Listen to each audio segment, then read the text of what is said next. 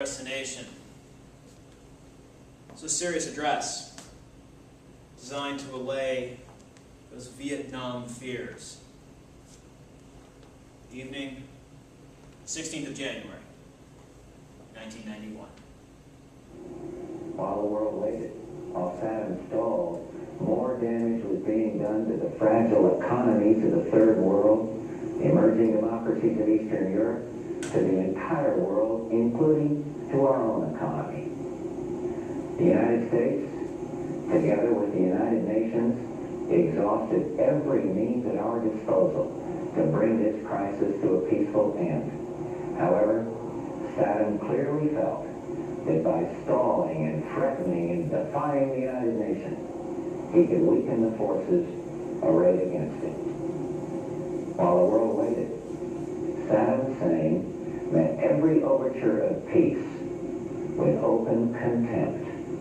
While the world prayed for peace, Saddam prepared for war. I had hoped that when the United States Congress, in historic debate, took its resolute action, Saddam would realize he could not prevail and would move out of Kuwait in accord with the United Nations resolutions. He did not do that. Instead, he remained intransigent, certain that time was on his side.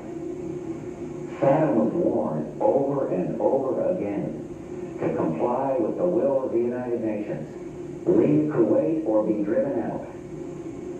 Saddam has arrogantly rejected all warnings.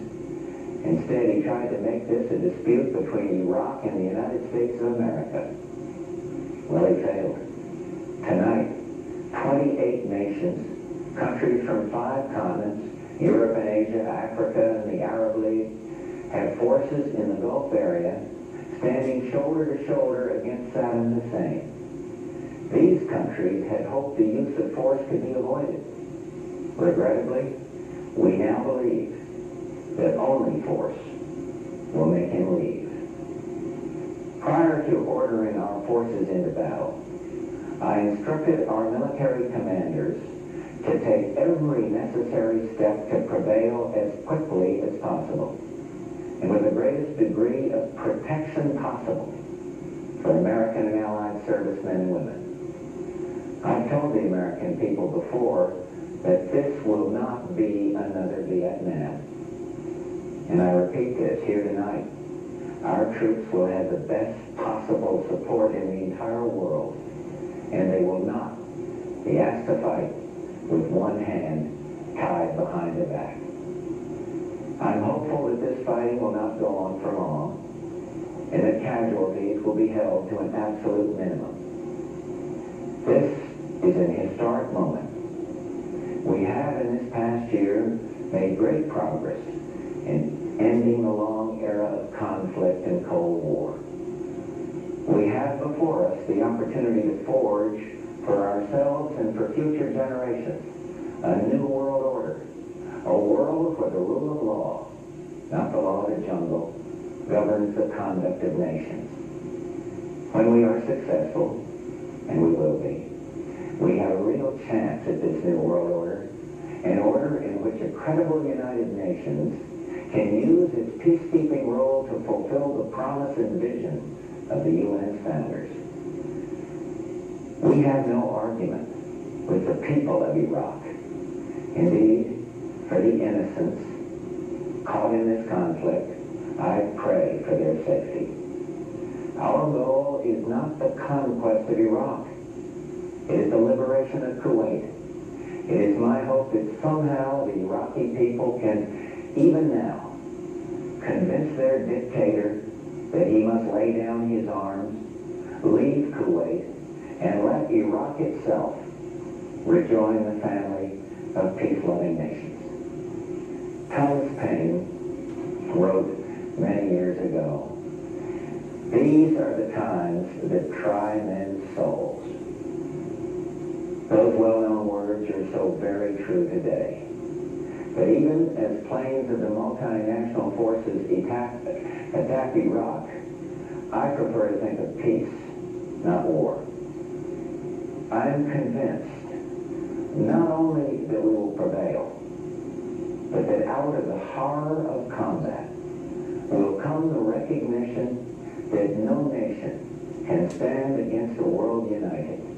No nation will be permitted to brutally assault its neighbor. No president can easily commit our sons and daughters to war. They are the nation's finest. Ours is an all-volunteer force, magnificently trained, highly motivated. The troops know why they're there, and listen to what they say, for they've said it better than any president or prime minister ever could. Listen to Hollywood Huddleston, Marine Lance Corporal. He says, let's free these people so we can go home and be free again. He's right. The terrible crimes and tortures committed by Saddam's henchmen against the innocent people of Kuwait are an affront to mankind and a challenge to the freedom of all. Listen to one of our great officers out there, Marine Lieutenant General Walter Boomer. He said, there are things worth fighting for. A world in which brutality and lawlessness are allowed to go unchecked isn't the kind of world we're going to want to live in. Listen to Master Sergeant J.P. Kendall of the 82nd Airborne. We're here for more than just the price of a gallon of gas. What we're doing is going to chart the future of the world for the next 100 years. It's better to deal with this guy now than 5 years from now. And finally, we should all sit up and listen to Jackie Jones, an Army lieutenant, when she says, if we let him get away with this, who knows what's going to be next? I call upon Hollywood and Walter and JP and Jackie and all their courageous comrades in arms to do what must be done. Tonight, America and the world are deeply, deeply grateful to them and to their families. And let me say to everyone listening or watching tonight, when the troops we sent in finish their work, I'm determined to bring them home as soon as possible. Fear of Vietnam. This is 1991. American combat troops were pulled out of South Vietnam in 1973. Less than 2 years later, in 1975, Saigon fell, and we escaped from the roof of the American embassy in UH-1 helicopters. So just 16 years had passed since the fall of Saigon, which means 1991 is closer to Vietnam than we are to 1991. Great fear here of what was going to happen in this conflict. Some reputable military analysts believe that there would be 100,000 American casualties, that Saddam Hussein would use chemical weapons. Let's see how that war did turn out.